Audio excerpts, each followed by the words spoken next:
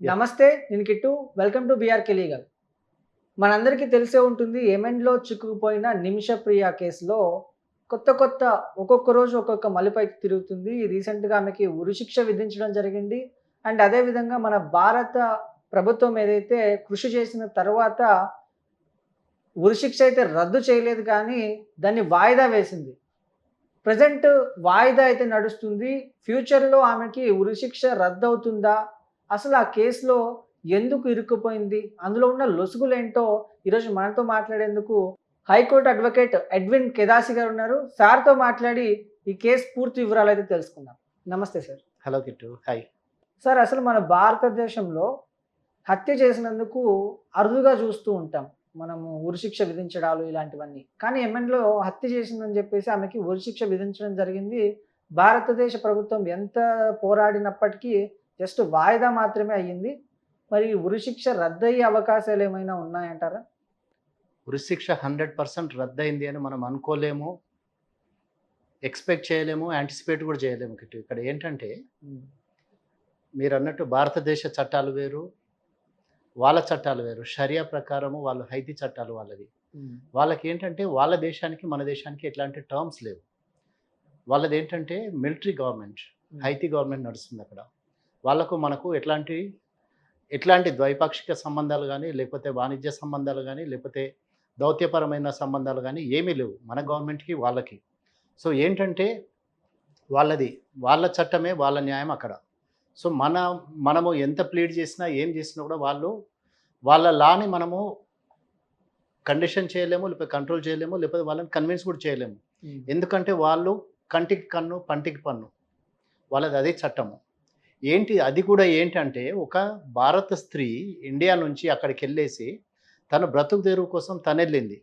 ఇక్కడ ఏంటంటే తనకొక భర్త ఉన్నాడు కేరళలో ఆటో డ్రైవరు. హ్మ్. 13 ఇయర్ ఓల్డ్ పాప ఉంది తనకి. హ్మ్. తనకేంటంటే తన బ్రతుకు తెరువు కోసము నాకిక్కడ వేరే సోర్స్ లేదు కాబట్టి నేను ఇక్కడికెళ్ళేసి నేను ఇక్కడ సంపాదించుకొని నేను నా ఫ్యామిలీని చూసుకోవాలి, ఫ్యామిలీని సపోర్ట్ చేయాలని ఒక ఇంటెన్షన్ తోటి తను అక్కడికి వెళ్ళటం జరిగింది యెమెన్ దేశానికి. అక్కడ ఏంటంటే యెమెన్ దేశంలో అదర్ దాన్ వాళ్ళ నేషనలైజ్ కాకుండా వాళ్ళు బయట వాళ్ళు ఎవరు కూడా అక్కడ బిజినెస్ ఎస్టాబ్లిష్ చేయాలి అంటే వాళ్ళ లోకల్ సపోర్ట్ కావాలి అక్కడ. సో అక్కడ ఏంటంటే తను ఈ మెహదీ అనే అతని యొక్క సపోర్ట్ తోటి తను ఒక హాస్పిటల్, ప్రైమరీ క్లినిక్ లాగా, ఒక ఫస్ట్ ఎయిడ్ సెంటర్ లాగా ఒక చిన్నది ఒక హాస్పిటల్ లాంటిది ఎస్టాబ్లిష్ చేయటం జరిగింది. హ్మ్. కానీ ఇక్కడ జరిగింది ఏంటంటే ఈ మెహదీ ఆల్రెడీ హీఈస్ మ్యారీడ్, 2 పిల్లలు ఉన్నారు తనకి. హ్మ్. అక్కడ తనకు భార్య ఉంది, పిల్లలున్నారు, అందరున్నారు. హ్మ్. కానీ ఏంటంటే వీళ్ళ చట్టంలో బహుభార్యత్వం వాళ్ళు యాక్సెప్ట్ చేస్తారు కాబట్టి యెస్. తను ఏంటంటే ఫ్రమ్ ద డే 1 ఆయనకు తన మీద ఒక ఈవిల్ అయ్యుంది. సెక్షువల్ అబ్యూజ్ అంటున్నారు, సెక్షువల్ హారాస్మెంట్ అంటున్నారు. లేకపోతే ఒకసారి లాస్ట్ టైమ్ ఈమె ఇండియాకొచ్చినప్పుడు ఎవరు నిమిషప్రియ ఇండియాకొచ్చినప్పుడు తను బయటికెళ్ళిన సమయంలో తన పెళ్లి ఫోటోలు కొట్టేసేసి మెహదీ తను కూడా ఇండియాకు రావటం జరిగింది కేరళకి ఓహ్! నిమిషప్రియతోటి. హ్మ్. వచ్చేసి ఆమె ఇంట్లో నుంచి ఆమెకు తెలియకుండా ఈమె ఫోటోలు తీసుకెళ్ళేసి హ్మ్. ఆ ఫోటోలు అక్కడ మాఫ్ చేసేసి తనను ఆ ఫోటోలు మాఫ్ చేసిన ఫోటోలతోటి నేను ఈమెను పెళ్లి చేసుకున్నా అని చెప్పేసి ఒక మాఫ్డ్ ఫోటోలు చూపించాడు. దాంతోటి తనను భార్యగా క్లెయిమ్ చేస్తున్నాడని చెప్పేసి అంటున్నారు. Hmm. But how far it's genuine or true అనేది మనకు తెలియదు. హ్మ్. కానీ అక్కడ జరిగింది ఏంటంటే ఈ సెక్షువల్ అబ్యూజ్, సెక్షువల్ హెరాస్మెంట్ తట్టుకోలేక ఈమె పైన జరిగిన బ్రూటల్ అటాక్స్ ఇంకా ఇవన్నీ వీటితోటి కాదు అని తను డెసిషన్ తీసుకున్నప్పుడు తను నా నుంచి నా కంట్రోల్ నుంచి వెళ్ళిపోతుంది అని ఒక ఇంటెన్షన్ తోటి ఈమె పాస్పోర్ట్ని సీజ్ చేయటం జరిగింది అక్కడ. హ్మ్. ఈమె వెళ్ళి పోలీస్ స్టేషన్లో అక్కడ అక్కడ యెమెన్ దేశంలో తను పోలీస్ స్టేషన్లో కంప్లైంట్ చేసిన తర్వాత కూడా వాళ్ళు ఈమె కంప్లైంట్ తీసుకోకుండా ఎవరిని నిమిషప్రియని 6 days అక్కడ జైల్లో పెట్టేసి మళ్ళీ తర్వాత విడిచిపెట్టినారు.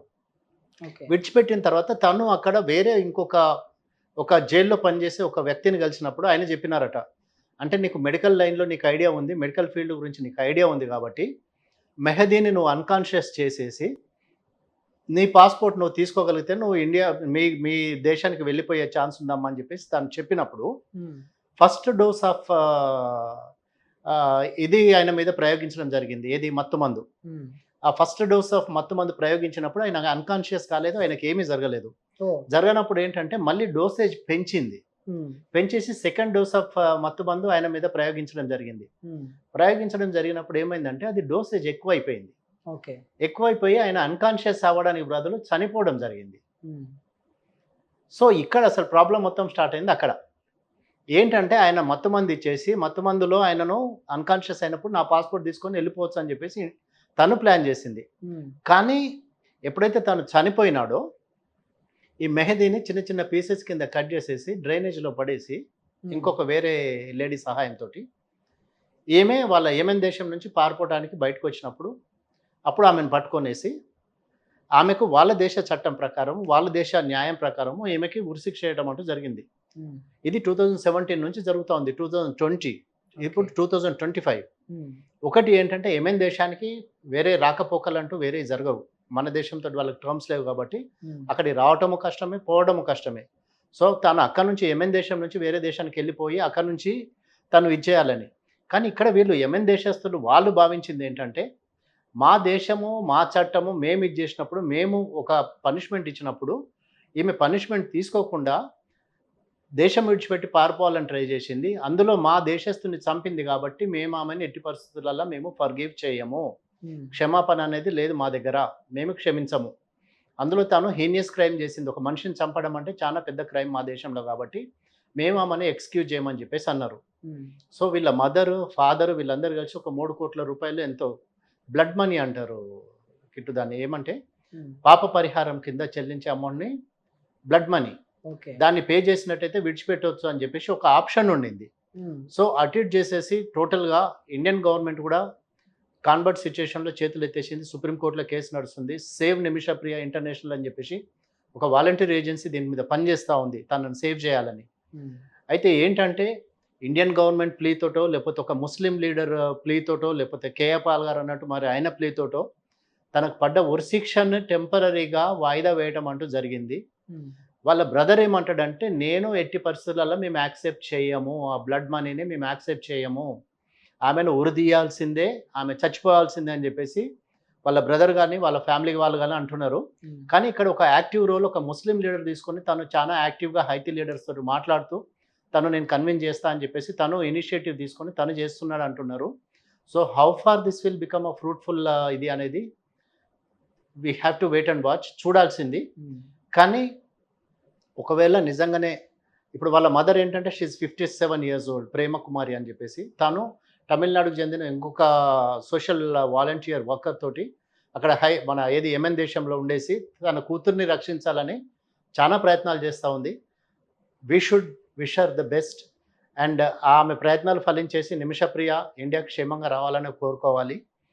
అయితే how far this will become fruitful అనేది ఓన్లీ కాలమే చెప్పగలదు. హ్మ్. కిట్టు ఏంటంటే ఒక వెరీ క్రిటికల్ సిట్యుయేషన్‌లో ఉంది తన పరిస్థితి. 13 సంవత్సరాల అమ్మాయి ఉంది తనకి.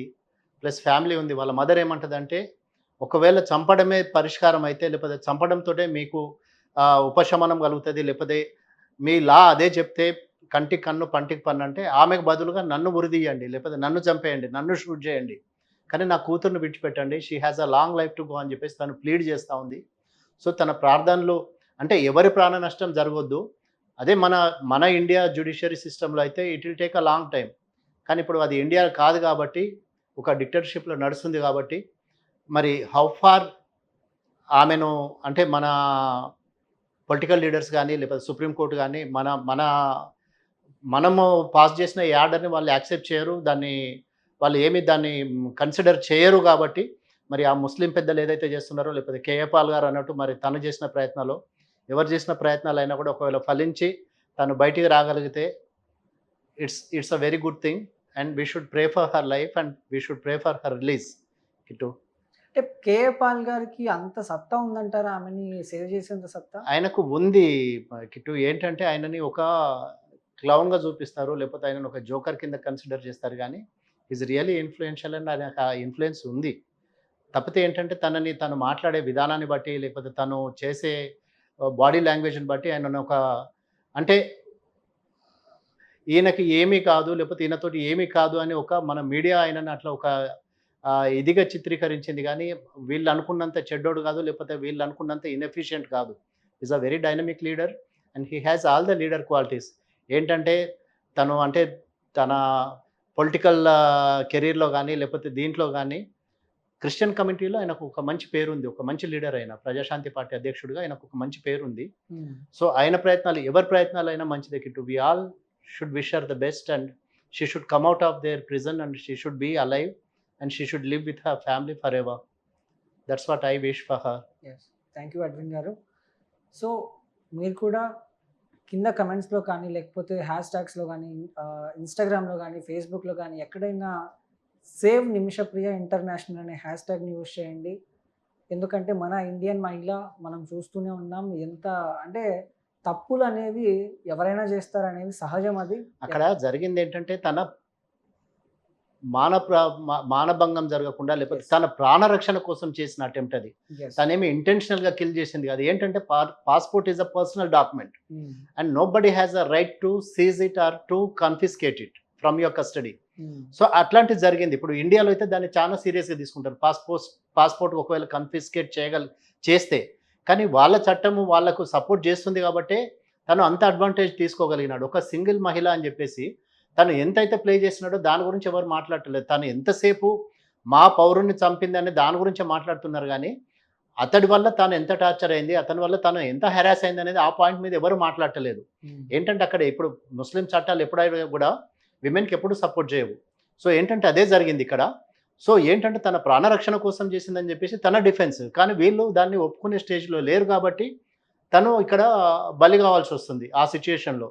అదే మన దగ్గర అంత ఇదిగా ఆ సిట్యుయేషన్ ఉండదు మన దగ్గర. ప్రాణరక్షణ కోసము నేను చేసినా అంటే definitely there will be remedy for that and there will be an excuse for that. కానీ ఇప్పుడు వాళ్ళ చట్టము లేకపోతే వాళ్ళ దేశం కాబట్టి మనం ఇంత ఆలోచించాల్సొస్తుంది కిట్టు. యెస్. థ్యాంక్ యూ అండి. Thank you so much.